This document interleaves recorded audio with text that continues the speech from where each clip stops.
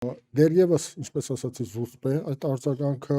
դիվանագիտական մեսեջների տեսքով, փոխայցերի տեսքով, փորձ ակտիվացնել այսպես կոչված ենթակառուցվածքային համագործակցությունը Իրանի հետ, Հայաստանի Հանրապետության հետ տարբեր ոլորտներում, ինչու թե նաև տարածաշրջանային նախագծերում այդ ամբողջը ակտիվացնել եւ բարձրացնել իր դիվանագիտական այսպես կոչված ներկայության ակտիվության մակարդակը Հայաստան դեռևս այդ մակարդակում է, բայց ինչպես իրանական փորձագիտական շրջանակներն են նշում, ինչու չէ նաև անուղղակիորեն պետական շրջանակներից հաճախ պաշտոնյաներից մենք